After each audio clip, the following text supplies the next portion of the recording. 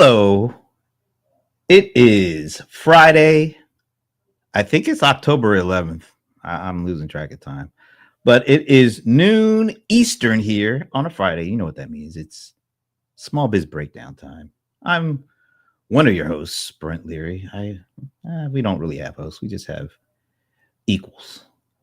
There's equal smarts. There's equal experiences. But it's all here for you folks. I'm a little, dragging just a bit because, you do all this conference hopping, and at my age, I'm starting to feel a little bit. So if I say anything stupid, it's not me. It's the travel. Speaking of travel, I know he had an even harder travel story than I did because we were at the same place, but we did not get home at the same time. Leland from Oregon. Hey, Leland. Hey, Brent. It's good to be home. It's good to be with the wife and kids. And it makes me not want to go to the next conference. Yeah. Well, my travel difficulties I put solely on myself, but yours, not so much. So I'm just glad you're Yeah, I'm glad that I made it back, and it wasn't like we've got to delay you an entire day, so you've got to get a hotel room or something like that. I've had that happen. It's not fun. Not fun at all. But you know who is fun? And I hear there's always lots of fun in magical Medina. It is the one and only Evena Taylor. Oh, yeah, she's a lot of fun. Oh, aren't you guys sweet? And I think I'm the only person in this group that was supposed to be at a conference, but I decided to not go to this conference. And I'm glad that I did, although I miss my wonderful friends at X Day in Question Pros, X Day in Austin, which if you are into the latest, greatest, you're into the market research, customer experience, that is just an outstanding conference. It's one I actually go to as an attendee to learn things. Very nice. I like that. I'm sure you were missed too, Evena. Oh, I love them. I'm always featured because I think I was customer like 5,000. That's cool. Which is actually, now they have millions and millions. So that means a lot.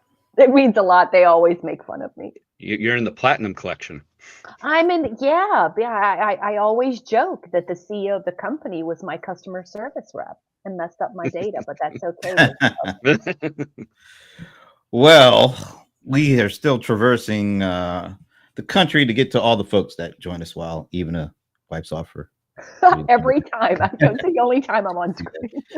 It is the one and only Shashi from Washington, D.C., our nation's capital, where absolutely nothing happens.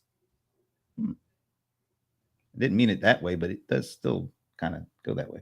Shashi, hey, what's going on? Hey, everyone. Good to see you all. And good, Leland. Good to see you here despite all the adventures that you had. I'm Shashi Belamkonda. My job between lunchtime is I'm a analyst at the Infotech Research Group. Very happy to be here today. And we are always happy to see you. And I wish I could say this for our next person. No, I'm just kidding. He is the cold one. Some call him the bold one. I guess maybe I'm the only one who calls him the old one, but not for long. John Colder Ice Lawson, what's up? What's up? If you say something stupid, it's Friday. Yeah. Ooh. I deserve that one, so I'll just keep moving on. All right, folks. Another week. Doesn't it feel like it's been like more than a week since the last time we did this? No, you must have had a really rough week, guys. You guys. It's that traveling, and Leland. I mean, I feel more sorry for Leland. I don't deserve any pity because I brought that stuff on myself. But I think there's a lot of people that are really starting to feel, at least the folks that are traveling, that are really starting to feel what's going on with the government shutdown. Have you guys individually start to feel anything with regard to that? Even traveling, I didn't. and in the issues that I had weren't necessarily because of travel or like the TSA or aircraft controllers or anything like that. There was a bit of a weather issue in and around Las Vegas. It's kind of their rainy season, and ultimately the reason that the plane for me got delayed was because the flight before mine, a couple of Kevin's decided to pregame their trip to LA and bring their own booze onto the flight, and ended up having to get kicked off. And so Wow, That's exciting. That's some drama. that's now I exciting. didn't get to see the drama. I didn't get to see them kicked off or anything like that. I just felt the lasting effects of their bad decisions. I hate when that stuff happens. You have absolutely nothing to do with it, and that happens to you. Eesh. So nobody's feeling anything, huh? Nothing yet, huh? My husband was in St. Louis, and he had thankfully an uneventful trip, meaning that the trip out was good. Everything was on time. The weather cooperated. He got through security. We're in Cleveland, and poor man went to the gate, got there like 2 hours early because I was convinced that the security line would be out the door. You never know. You never know with us.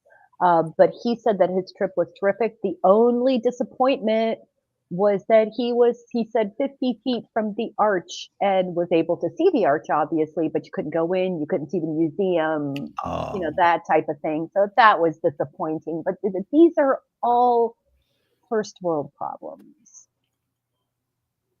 yep. What about you, Mr. Ice? Nah, man. We'll see. But not yet. No, so far so good then for you. You know what? I would have to just send a shout out to the TSA folks because I didn't see not one angry face. Oh, that's wonderful. I was really expecting to see you get some attitude or something, but at I least was right now it's nothing. I was concerned because I kept hearing news stories about large cities. So my husband, on his way out, flew to Chicago, and his way back was in Philly. But those large cities were relatively unaffected. I don't know. I'm surprised that Atlanta wasn't more affected. That I bet when Big things, airport. I think it'll happen at some point if this thing drags on much longer. Then I think they're doing the fringe airports at the moment just to kind of like prove a little bit of a point. When they start getting real upset, I think that's what's going to happen. Here's what's funny though. I mean, I just go back to last week. What Leland said last week is so different this week. It's amazing what a difference a week makes. Because I was in the camp of, it's not going to look good for the Democrats. And right now it's not looking good for the Republicans. It's a whole week later. All right. So I explained that because you just said what Leland said. I have no idea. I don't remember anything from week to week. So what are you referring to? No, I mean, it's like, we were talking about the shutdown and how it's going to affect the two sides. And, a week ago, it was looking like it was going to be more the Democratic shutdown. And now it seems like it's like, the Republican shutdown. All right. So what made you change your opinion? What's going on? It's not me. It's just the public opinion kind of slipped. Well, what are you saying about the public opinion that has you saying that now? Probably my slanted news network that I'm watching. I was gonna say, I was gonna ask. I was gonna be like, I'm not seeing that network. still. I'm still seeing it's still kind of the Democrats, issue. And one of the things that I've seen that them fight over is this. It's back in 2020. They did tax credits to help offset the price of health insurance, and Right. it's like I took advantage of that one year. But it was Democrats that put an expiration date on that. And so it's like when you look at the facts, it's still, I mean, it's like they had control. They could have said, yeah, these tax credits, we're going to put it till 2060 or 2060. We're just going to put like a really large date on it. But they didn't. And now they're like, oh crap, those are going to go away. Well, let's fight against the bill that we did actually vote for, and now we're not going to vote for until we get our way. And so from my side, from the news that I'm seeing, it's still Democrats are bad and Republicans are just trying to get this through and get the government started. So that's coming from your slanted news. My slanted news. So everybody's got their slants going. It's interesting. That's interesting. Shashi, even though you want in on this conversation, Just like, I opt out. I fall firmly on I would want to see I have seen because I typically go to print because I cannot stand to listen to people talk over each other and yell. It's really distracting and upsetting to me. And so I try to lean on print, and you got to give credit where credit is due. As a marketer, the Republican Party does a fabulous job of messaging, which in my mind is so funny because all the creative people are typically on the left, like all the people that do this kind of thing. And so I believe it or not, I tend to go with Leland on this one as someone who falls firmly in the middle of giving credit where credit is due. I think Republicans are definitely great messaging experts.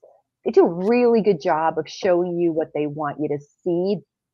I actually have seen data which I just do not understand. I have seen surveys, Shashi, have you seen these surveys going out about to what Brent was saying? I have seen these surveys out there that, and it's, I don't know, Brent, is it double digits or is it just, a handful of points where people who were surveyed were saying that the Republicans are to blame? I don't care who's to blame. They need to work their stuff out.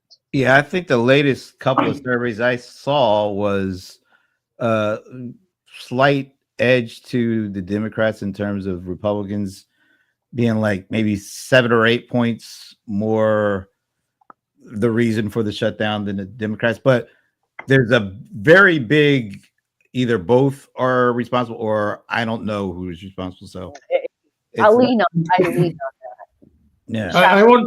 I want to give a shout out to a small business called Live Circle.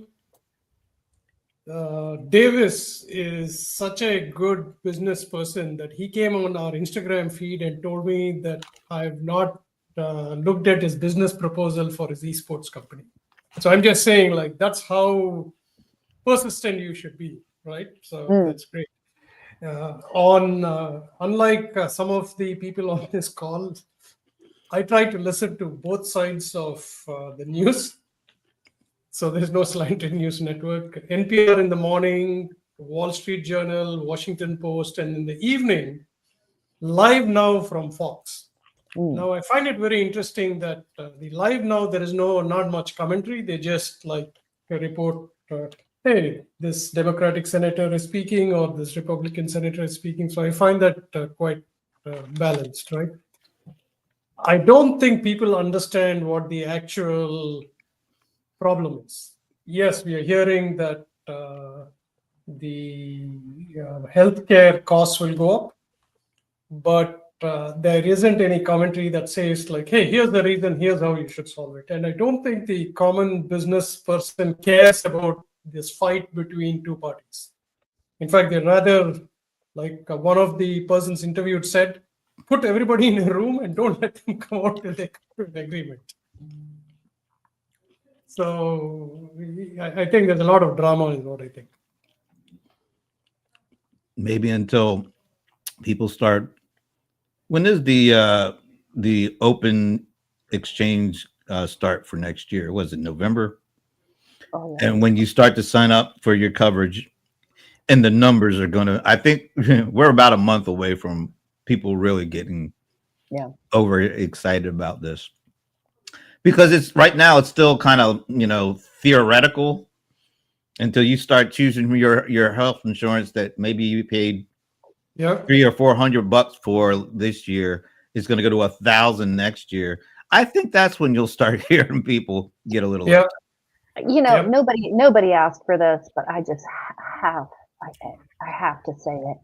You know what I really wish? I wish all members of Congress would have to live by their choices and their decisions. So if the government is shut down, you don't get paid. Exactly. And you need to have the same health care that your constituents have. And I think if they maybe experience the actual life of their constituents, we might not have so many of these issues. Let me throw one other thing out here, because I'm not sure if any other administrations have threatened to not pay the federal government workers who are, through no reason of themselves, not able to work. And what must it feel like for you? You know, you've got a family, you got kids, you got bills, because the mortgage doesn't stop because the government shut down. So you can't work, and it's not due to anything that you're responsible for. And then you hear, well, you know what? You might not even get paid the back pay, or you might just get fired. I mean, what kind of impact do you think that could potentially have on the economy? And as a small business person, we always have to factor in all this stuff that we have absolutely no control over. But if thousands of people get laid off or fired, or they don't get paid, and even if they're like these TSA folks, could you imagine being like a TSA guy or gal, and you're working and you're not getting paid, and you hear your president, the president of the country, say, you know what, some of these folks, they don't even deserve to get this money.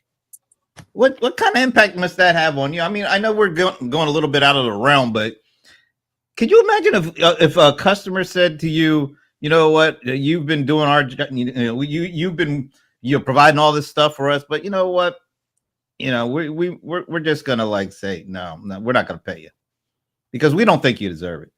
I would go crazy. I mean, how do you think that is, not just the individual thoughts, but how does that overall impact if these folks find out they're not going to get paid, or they get fired? What is that going to do to, small America, middle America, all anywhere that we kind of operate? What do you think is going to do?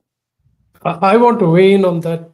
I want to connect what Ivana said about messaging, right? Ivana, you're absolutely right. The party itself, the messaging is absolute. Everybody is like repeat, says the same thing.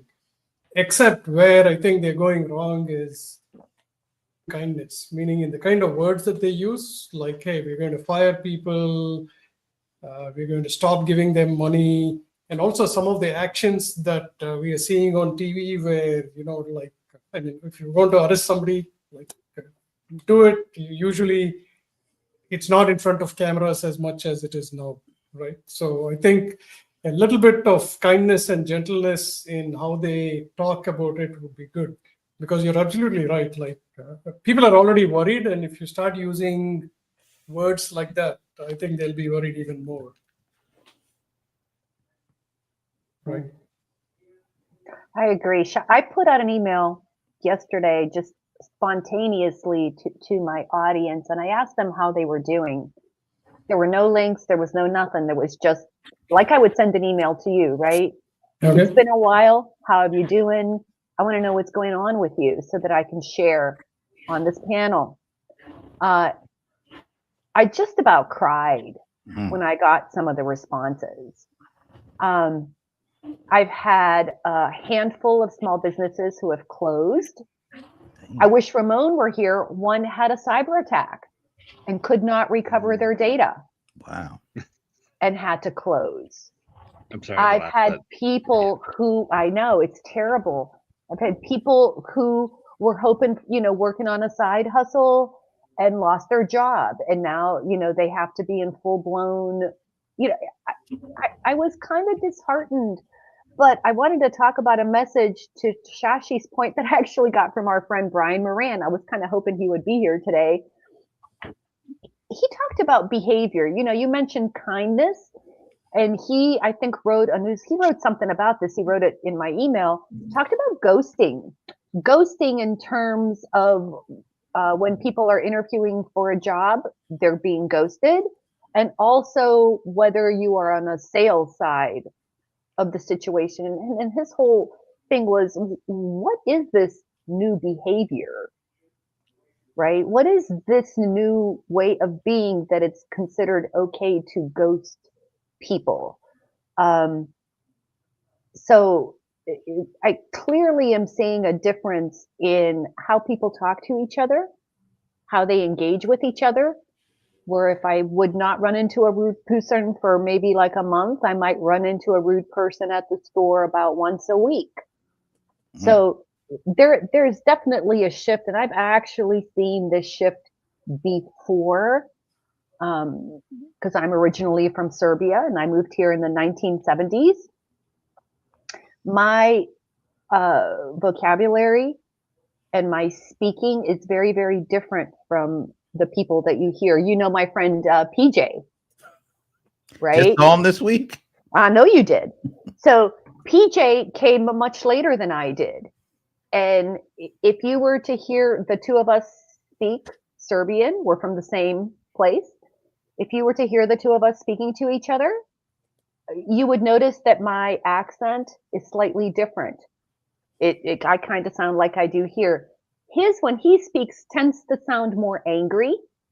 That's PJ though. Yeah, No, that's it. no, it is not. It is not PJ. It is. I'm It's here just to PJ, tell. isn't it? No, it is not. It is. If you were to speak to some of the folks on my team, there is a certain accent there from what I call like a persistent disappointment. And I'm seeing a lot of that where people are working, doing the very best they can. It's kind of like when you study for the test and then you take the test and fail or get a C after you studied like a crazy person. So that's the sense that I'm getting, Shashi. It's like kindness is missing. Persistent disappointment. It's so funny though, because and I haven't seen the absolute latest surveys where they're talking about sentiment. Because the government is shut down. That's why you're not getting That's true. Okay. Yeah. That's a good point. But it felt like up until a couple of weeks ago that stuff was still saying small business people are still very positive about things. I would love to know what it is right now because so much has happened in the last couple of weeks. It would be interesting to see what if anything has changed by way of sentiment. And by the way, shout out to Pierre for joining us and as usual, dropping dimes in the comments section there. I have a question for John. I have a question for you, John. Maybe you can explain this thing to me, and it relates to what Brent is talking about. Does wireless billing get you paid faster? Oh, sorry. So, John, last week you said we were talking about the holiday season and fourth quarter, and you were saying that the holiday season is expected to be, could I use the word robust? Yeah, that's what I probably said. I don't know. You were optimistic, correct? Yes. Yes. And what I'm kind of confused about that I'd like for you to explain is consumer confidence and spending is kind of like down. Like I went to get milk. It was $7 for the brand that I like. Damn. Right. And it's like, and I've been seeing that like individual prices of products have increased. Back to the spending for the holidays though, right? Like 60% of folks are in debt. And I'm hearing that they're gonna spend their credit. They're gonna do holidays on credit. I mean, talk about that. Like, right, money is missing. They've been doing that. It doesn't buy as much as it used to. The dollar is down. Inflation, I don't care what the single digit number is. Like, right. You know where I'm going. Or do you know where I'm going with this? Yeah. And I heard that 24% of the people are still paying off last year's holiday bill. Wow. Gosh. Their credit cards. So, John, like, explain, where does the optimism and good holiday season come from, and what should small business owners be doing? I'm not going to say, so to kind of qualify what I was saying last week, I did say it was going to be robust and all that, but I didn't. I remember when I said it, what I was thinking and what came out were kind of different. What I was also kind of referring to was the fact that prices have gone up so much. So it's like there's going to be less under the tree, but you're going to spend more for it. So the numbers are going to look good, but it's going to be I heard much that less one. stuff. I heard Yeah. that too. They're like, oh, it's going to be the best, like 290 billion blow. I'm like, yeah, because everything's like 30% more. Yeah, exactly. By the way, shout out Cordelia for joining us. Cordelia, hey. Is she Also, one of Go ahead. shout out to the Instagram folks who joined us. A lot of small business owners there.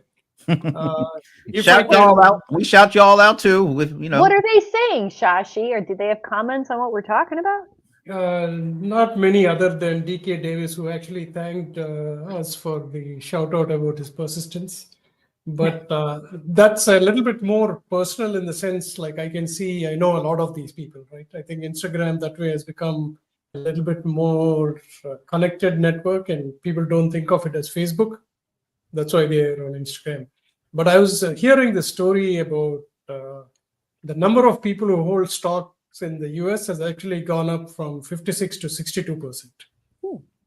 The reason I'm bringing up in this conversation is it's a K economy, meaning people who own stocks are actually very happy because, like, for whatever reason, stocks keep on going up, driven by multiple factors. So anybody business that is catering to those people, I think they're still spending. Plus, to your point, they're spending a lot. The amount of credit card debt has also gone up, right? Because they feel, hey, if I need to, I sell some stock and pay off my credit card debt, which I think would be a foolish thing to do. But but here's the problem with that, though, Shashi. In terms of the younger generation, they don't have money to put in the stock market. They don't. I mean, with me and John, we're going back and forth, in the chat a couple of days ago. Maybe that was last night. I don't remember. I've been buying stocks for a while, and something I bought like in the 90s. I didn't need the money, so I'm able to let it just sit there, even when it's bad days and all that stuff. But generally speaking, stock market goes up over time. But these kids today, particularly the ones that are kind of participating in the gig economy, where they don't have a job that gives you benefits and time off and health insurance and all that, they can't afford to do some of the stuff that we were able to do. And, they're almost sort of like, what the hell is 401k? Well, what the hell is that? I mean, time off without having to, they don't know any of this stuff. So it's really hard for them to participate in things like what we've been able to participate in. And they're constantly playing catch up. I mean, I don't know. At least the government employees, at least they had some good benefits and stuff like that. But now, because of things that are completely outside of their purview, they're either, not getting paid, won't get back paid, or might just get right out fired. And they had absolutely nothing to do with it. It's got to be very frustrating for that. I pulled some interesting stats this morning. I think this one comes from eMarketer, and it's kind of like generational, like we've been talking about. So it says Gen Z expects to cut holiday spending by 23% this year alone. 84% of consumers plan to cut spending over the next 6 months. Nearly half of Gen Z runs out of money each month. 64% of Gen Z are focused on reducing expenses. Now, listen to this. Half spend zero on dating, and I've got anecdotal evidence of that one. 18% budget for activities with friends, focused on basic survival and savings. And then they go on to like millennials, right? They're like looking at discretionary spending. Boomers are focused on healthcare and retirement security. And overall, everything is like KPMG is like 70% of consumers expect a recession. So it's like healthcare, food, transportation are the top. I thought all of that got fixed. I'm serious. I thought all of this got fixed. we have gotten rid of all of that, didn't we? Yeah. I thought And that's another point, John. That's another thing. I only read this. I don't know if it was a study or anything, but when we're talking about spending for the holidays and in fourth quarter, they're calling it a dual wallet economy. So the people who have a lot of money are going to be spending that money, and I'm wondering if that's going to impact certain segments for sure. There's definitely a divide, and I definitely think it's getting bigger between the haves and the have-nots, and I think you're seeing that, and we'll see it more and more over the next, And quarter or two. that's going to hurt I think about this all the time. We see it with software, right? When certain software launches and they launch to small business and they're like really, really affordable, and then they get bigger and bigger, and then they're like, why are we like dealing with a million people who have no money when we can just be selling to a few people with lots of money, right? And I'm thinking the idea is for a lot of businesses too to redirect their efforts, obviously, to the people who have money and not the people who don't have money. What are you guys' thoughts on this? Leland, what do you see from Small Biz Trends? I mean, I do see, like when you do kind of have that split, and it's like I look, we went to Oracle, and to me, even going there, it still really seems like enterprise level software that, yeah, some small businesses could get into and utilize, but for the average small business owner, it's not necessarily the most I would say like affordable, user friendly, like diving into just everything that Oracle has to offer may not be the best solution for them. It's more tailored to companies that, do a million or so in sales, who have constantly getting products out, not necessarily the average storefront, the average plumber, electrician, those kinds of things. And so that's why I do think that, having softwares that can, exist in both spheres. They have their enterprise level, but they also still have solutions for small business, and they don't sacrifice either is so important. And because, yeah, small businesses could, it's like, oh man, this is starting to get more and more complicated, and now I need something different because they just keep packing on the features and expect me to be a master when I have 20 different hats to wear, and I can't spend all my time on this one piece of software. Yeah, let me kind of piggyback that, because I was there, and there's Oracle and there's Oracle NetSuite. NetSuite is there. Well, originally, I don't want to give a history lesson, but Larry Ellison basically gave money to help Evan Goldberg, who is the co-founder of NetSuite, who used to work at Oracle. He had the idea of basically giving, instead of having the traditional installed software, why don't we just host the software and make it easy for people to do their accounting without having to worry about buying hardware and software and stuff. Anyway, so that NetSuite came out of Oracle, and then about 9 years ago, Oracle bought it back for $9 billion.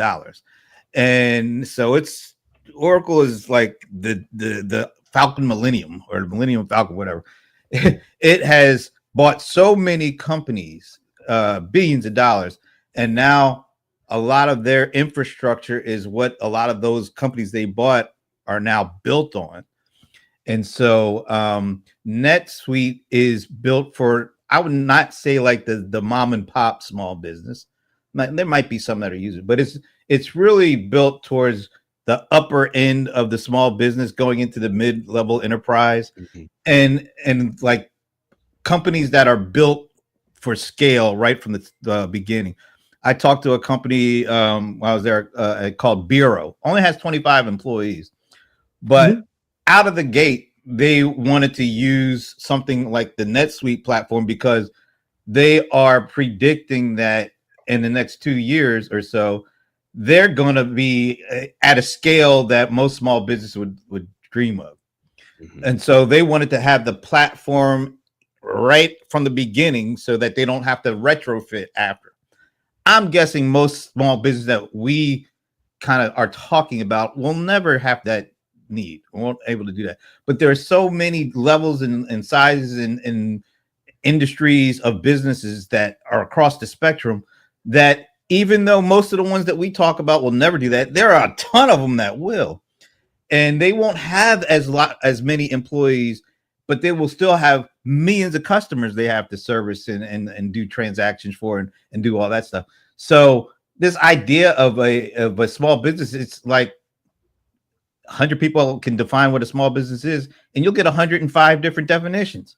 So people on the lower end, they don't have these problems, but people that are even starting from ground zero but have an idea of what they want to be, they are willing to put in these platforms because they think, yeah, we're small, we only have 10 customers now, but in 2 years we might have 5,000, 50,000, 100,000. And we want to be able to have this already baked in so we don't have to try to retrofit and go from spreadsheets to trying to put all this things together. So it really depends on who you're talking with. But when I was at this event, it was definitely the upper end of small businesses. And these folks were like business as usual. They were like, they weren't saying anything about problems or issue. I didn't hear anything. Not like the people that you were talking to, because I think there's just so many different. The spectrum of business people are just all over the place. Yeah, I'm glad you brought that up. I was going to say, I will say, a lot of what happened over at Oracle was talking about AI, and I think that will, and that is everywhere. But I think that's also going to be the thing that allows small businesses that wouldn't necessarily do NetSuite to do NetSuite, because then you're getting AI agents and all of these things in there that will do a lot of the work that you had to spend months to learn to do. Now all of a sudden in plain English you can say, hey, do this for me, and it'll do it for you. And that's one of the cool things that I saw out of that. Is like, that makes it a lot more approachable for someone like Brent was saying, who has aspirations to become a high scaled up business, who wants to become a medium-sized business to even a large business like Bureau. And for those of you who don't know, that's the one that Tom Holland, aka Spider-Man, is wanting to and they got my hopes up. I heard that name and I recognized it, and I'm like, we get Tom Holland here? That is so awesome. He wasn't there. Rug pulled out. I'm like, that would have been cool. But you know what? No. Because I did, that's who I was referring to. I talked to their SVP of operations, and those, I mean, just Leland talked about Tom Holland. You see a lot of these companies like Ryan Reynolds, like these small businesses that are really built off the back of somebody very well known and popular, and the small business is not their revenue driver. It's, it's something they do on the side, so to speak. And you got to set those guys apart, because even in my conversation with her, she was like, and Bureau, which is a non-alcoholic beverage that they literally, it's only a year old. He said they're going to do they came out with a new coffee, and they're partnering with this other small business. Well, guess who owns the other small business? Robert Downey Jr. So these companies immediately have all the cachet, and they don't need any marketing budget. They don't need a whole bunch, although they still have money, but they're in a completely different realm of small business than the people that we're talking about. But the one thing at the Sweet World event that was really refreshing to me is, there's a lot of AI talk, but it wasn't around marketing. It wasn't around content creation. It was around operational effectiveness. It was around and once again, NetSuite, mostly a lot of financial people, a lot of CFO kind of people are doing that. But they're talking about using AI to make their quarterly close of their, have a better handle on their money situation, to be able to process more transactions.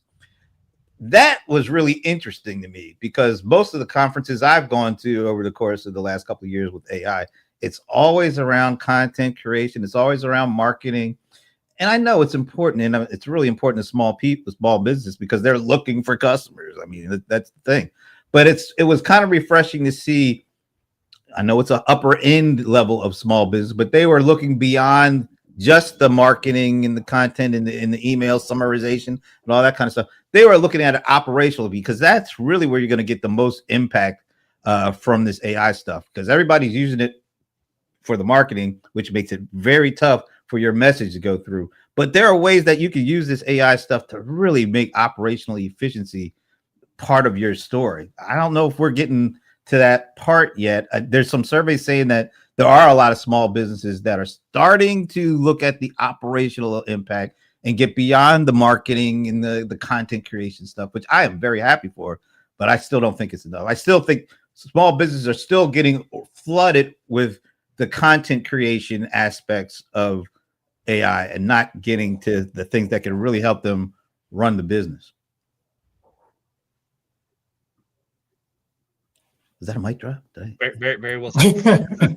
Must be. I think that's the evidence, if it's just silence on the end of it. Like, what? I think it's more just follow up on that? capabilities. I mean, we've gone from, regular old back and forth with AI in a conversational chatbot. That's what we started with, and that's all you could do with it. And so now, as we get into agentic AI, it's able to actually take more actions, use more tools, and things like that. So that's why you're seeing it move from just content creation, because that's all it could do was create content at one point. It didn't have the ability to use any tools. It didn't even have the ability to read up until maybe a year and a half ago. So, I mean, it's just the nebulousness of the technology that you're seeing, that's more so than, small business owners don't know what they're doing. It's just there wasn't a lot available. Didn't say you didn't know what they're doing. I think that, and I think it's a mixture. I think you're right about that. But I also think that the stuff that gets the most attention and goes viral has absolutely nothing to do with the kind of the nitty gritty process automation and workflow. That never has. I mean, if I see one more video, that's where people make money, though. And Tupac. Oh, yeah. If I see more dead people walking across my screen this week, it's just annoying.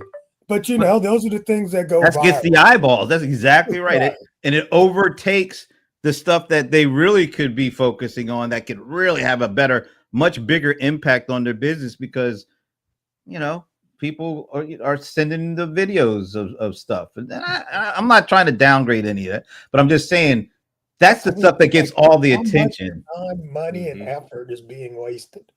But I'm so glad that Sora. No, go ahead, Leland. I was gonna say, I'm so glad that Sora has started putting in the watermark, because I was even scrolling through, and there was a video of a bird, like an eagle, coming down and trying to get a cat, and my wife is like, "Oh my gosh!" I'm like, "It's fake." See Sora right there. Oh yeah. Anytime you see that now, it's fake. Yeah. Hey, if you see any Shashi about videos doing something bad, please let me know. It's fake. Yeah, I mean, well, what that's doing is, everything's fake now.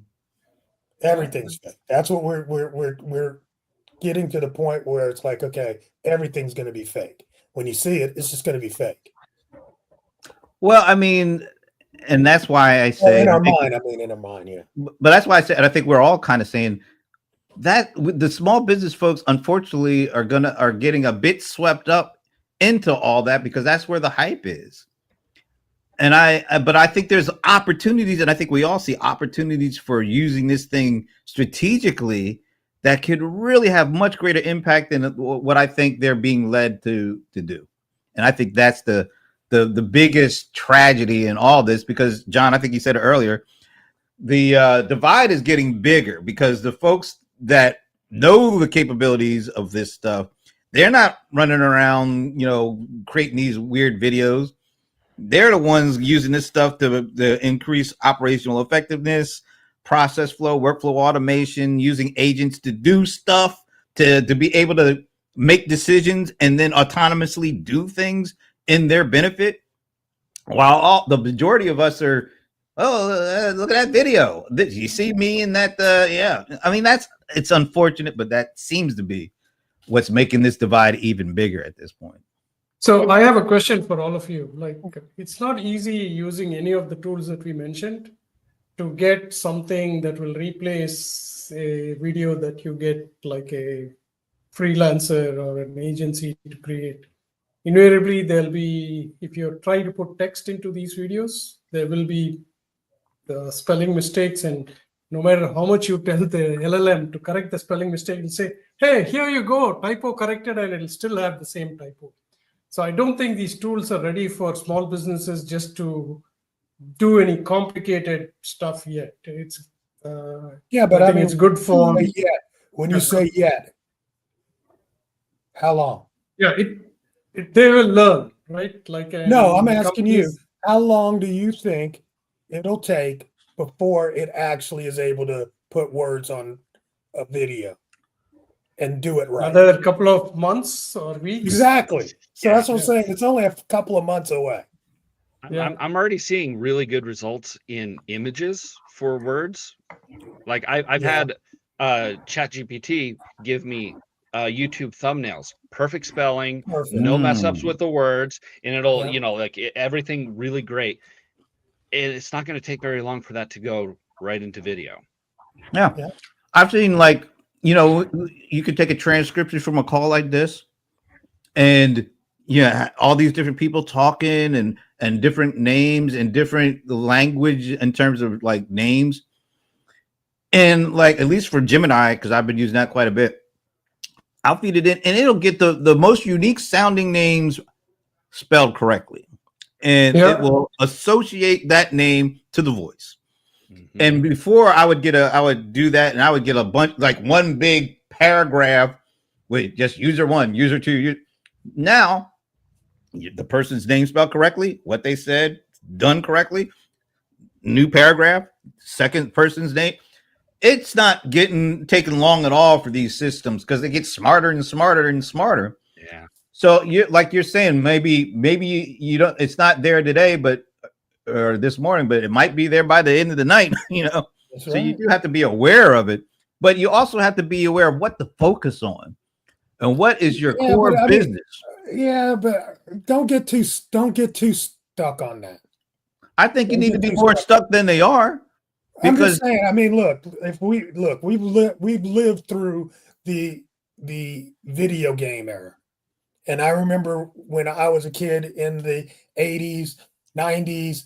It's like, why are you spending all that time on the video game? I don't know. They're just playing video games all day. Now all we do in business is play video games. So, I mean, at some level, the people getting used to actually creating with AI is going to be the skill that they're going to need at some level. So let me ask you this. How many people that are playing the games are making money from the games? Or are everybody that's making money with tech today probably played games when they were kids in the 90s? Yeah, and a lot of those people who were playing the games in the 90s did not make any money off of that, and they're not making off of what they do now, even though they're playing games. I'm not saying there's nothing wrong with playing games, but keep it in the right context. I mean, if you're not making money off the games, it's nice to play with them, but don't get obsessed with them. I just see a lot of people getting obsessed with social and AI, but not from a context of their business. It's like, oh, I see this brand new opportunity, but it has absolutely nothing to do with what they're currently doing. And so what ends up happening is it becomes a bit of a waste of time because it doesn't lead to anything. It'd be great if they did it and it led to something, but I'm not seeing it lead to anything, at least not right now. You don't have the vision, bro. No, I have the vision because I know how I use it and what I'm getting from it, but I don't see it No, but I'm resonating. saying none of us can see what's over the horizon. We don't know where it's coming. Just like you said I about think- people doing social media. I Josh, know people that I used to say were spend way too much time on social media. Today, I there's still say that. content creators that are okay. So I think you have to connect it back to your business, whether you play games or create videos, right? At a conference, I heard this example of a hotel in the Middle East who created a video of some cat in their lobby, and the video went viral. So guess what? A lot of people came to see the cat in the lobby, but they didn't increase their business. So in fact, they had to like start crowd control and things like that. So I mean, maybe they expected their brand to get well recognized because of that thing. So things can go wrong. You should try new things, but be aware that you can fail at some of these viral campaigns. Hey, quick shout out to Ayana for joining us. Thank you for the Hey, comment. Ayana, what's up, Hey. neighbor? Yeah, she used to come to our show too. She just cut us all out. Yeah, she got better things. We have to do. not done a show in a month, bro. Did we do one last week? I can't even Maybe. remember. Anyway, Yes, exactly. moving on. Let's move on. So are you I going was to gonna say, Dreamforce I- anyone? Hmm? Sorry, I was asking if anyone is going to Dreamforce. I have been to like damn near 20 Dreamforces, and unfortunately, I won't be able to go this year because Okay. at the very same time that Dreamforce is going on this year, Oracle's AI World will be going on as well, and we're doing a CRM Players show broadcast. Oh, okay. So we got to do that. But I will. So I will expect a full report, Shashi. No, I'm not going. Oh, I thought you were going. No, I was just curious because it seems like a lot of companies are exhibiting, so maybe to get some feedback from there. There are so many conferences. This week, while I was at NetSuite, SAP had an event. Yeah. About 2 or 3 other things were going on at the same time. Are you guys feeling or going to more shows in the fall, or attending, even if it's just virtual? Are you seeing an uptick in shows? I think people want to meet, at Infotech, the number of attendees for most of our events is actually going up. It seems like the revenge of people who are working from home, right? They want to meet other people. Are you choosing not to go to things, although you're getting invited to a lot of stuff? Yeah, I'm choosing not to go. Why? I find that like at the exhibits, I'm not getting value from the exhibits, right? Because they're filled with sales and marketing people. And I want to hear something else. I'm not getting value from the content because to the marketing events, let me qualify, right? I have content marketing, marketing events, entrepreneurial events, those types of things. When it comes to the workshops and the content that's delivered, the audience tends to be entry level marketing babies, right? So these are young folks who are entering the marketing industry, the content marketing industry, the entrepreneurial world. And so the content itself is not really that much for me. So it's like, it doesn't meet my qualifications. It's not going to give me something new that I haven't seen before. I mean, my criteria are, I need to meet people who are making an impact, who influence small business. I need to learn about software and tools that's going to make it affordable and easy for them to reach and convert customers. Or like I need to learn something to become a better marketer, right? So I really the only 2 conferences I've been going to are Zoho Day and X Day in Austin. I just had personal reasons that I couldn't go this time.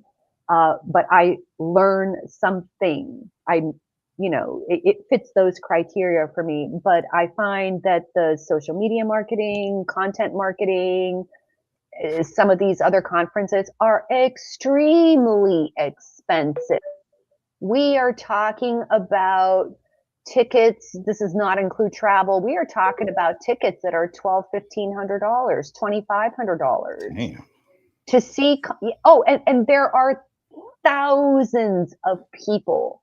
So it becomes impossible to make the kind of a connection and build the relationships that I would want to build.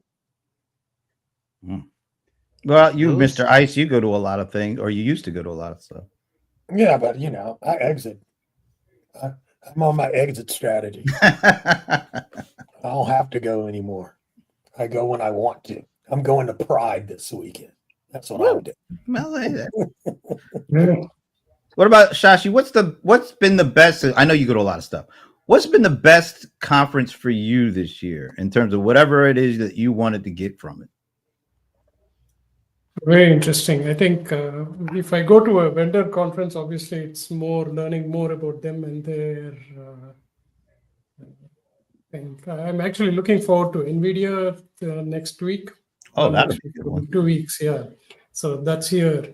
I think learning about how fast the technology is moving is a big thing for me. That's why I like to go to these conferences. Like, I'll give you an example. In my research, I'd said the way to identify whether a person is a customer or a prospect on your website, right, is still large enterprises haven't solved that problem. But I was sitting in this session and this company was like showing almost an exact diagram that I was thinking was futuristic, and they were saying that it worked, right? So that was like a good moment for me to learn. And to John's point, things are moving so fast, like it's not like it'll come in a couple of years. So that's interesting. Obviously, Zoho is top of my list because the amount of access that you get to their entire team and learn what they're doing is amazing. So Yeah, Leland, I know you've got one that's coming up with Adobe Max. What are you looking to get out of something like that? I think that's one of those conferences. I don't think I've been to face to face or direct, just virtual. But what are you hoping to get from that? So I'm kind of wanting to see what the way that they're going to try to leverage, the small business audience, because when I was talking with my rep, she was saying that they usually wanted to go after influencers. They wanted to go after content creators because it's a very creative platform, Photoshop and video editing, and I was like, I really don't got a lot of those. I got a lot of small business owners, but they like to market. And so they are going to be creating videos. They are going to be editing photos. And of course, you got like Adobe Acrobat, and you got other software that do appeal to a small business audience. And so I kind of want to see what they're going to be doing to try to draw in that small business audience. Overall, when it comes to like these events, I was talking with someone from Oracle about it, and we were just spitballing numbers, and it was $1,500 ticket with 8,000 people coming. That's $12 million. But when you look at it, it's like, oh, that probably cost about that much to put this whole thing on. Don't forget about the sponsors that pay a lot of that too. Oh yeah, they're I don't know what they're paying, but and heck, it might have even been more because they had a Pitbull concert at the end of the day. And I'm just sitting here thinking about that, and I was like, even if they made no money, or even if they lost a little bit of money, they brought in 8,000 people, told them all this wonderful news about AI and how it can really revolutionize their production process, their shipping process, all of this thing that could identify problems and issues and give real-time solutions. And that to me is like, well, you just took 8,000 people and made them more of a customer. They're cementing themselves into your product, and now they are less likely to leave and go to another product. And then next year you do it to 8,500 or 9,000 people, and it just ingrains them even more. And I think that that's ultimately like what these companies are trying to do with these events, is just really try to cement and root their customers, and keep them for life, hopefully. Yeah. Pierre says his best conference for him was Marketing Analytics Summit. But Yep, I've been there once. It's really good. yeah, but he's saying he emphasizes that one because he speaks there rather than attend. That's a good reason to like that one too, because I'm guessing that might also have a little financial incentive to go along with that as well. Anyway, we're at the top of the hour. Let's do some last thoughts. Let's see. Who wants to go first? I have something to share. Okay. I I'm going to was start reading- doing this. When I say going to the last thoughts, I'm going to give everybody the spotlight. So there you are, Shashi. Oh, okay. Yeah, that's in the spotlight. So I was reading a Yext study that was very interesting, and the takeaway there was your original content is still the best for whether it is Google or for any other thing. And they had some data to prove it. So wanted to use that as a parting thought. Thanks. All right. Who do you want to go to next? Ivana. All right. Madam Mic Drop. I don't know if this is a mic drop, but I was really enthused about the conversation you guys were having about the financial applications of AI. And that made me think that as a business owner, you have absolutely got to be centered on not just optimizing your return on investment. Please watch the overall cycle you're creating. I just got a note from my newspaper that says that now I'm going to be getting my newspaper with my mail. This is yet one more way that they are looking at saving money, that's reducing my experience. And I finally, after about 3 or 4 of these variations that they have added, I have now canceled my subscription. So watch those financials and sort of like make sure that the recommendation for saving money that might improve your process, that might improve your productivity, just pay attention to what that's going to do to customer experience. And I'm going to send it over to John. Yay, what's up? Look, guys, you are wasting time overthinking. Execution beats perfection.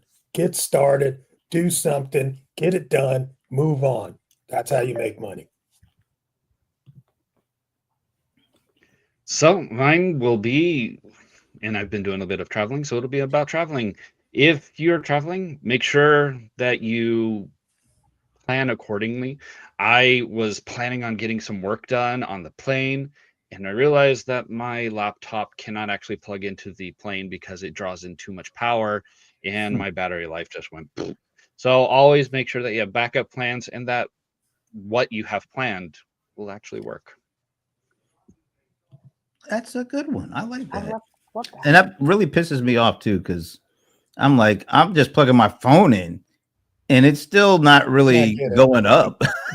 Yeah, it stays. 3 hours later, I'm still at 60%. What's Like, going what on? the hell are they get like cutting out? Is it that big of a power draw that you have to like ration off the power for these things? Anyway, Too many is plugged in. yeah, too many That's plugs. funny. Anyway, another as usual good conversation. I'm glad that we're able to have conversations that we don't necessarily stick to a script because there is no script to stay to, and we can all flow with that conversation. I really enjoy that. Anyway, we hope to see you next Friday. It's almost what, mid-October already? Yeah. This is getting scary here, folks. I mean, Lawson is aging by the minute. I mean, it's know what to do without that. Anyway, hope to see you next week. Thanks for all the comments. Shout out to, let's see, we had Pierre, Ayana, Cordelia. Am I missing anybody? I think, and oh yeah, I already said Pierre. So thank you for the great comments. A lot of great information, and we appreciate it. And we hope to see you next Friday. Have a great weekend. See you then.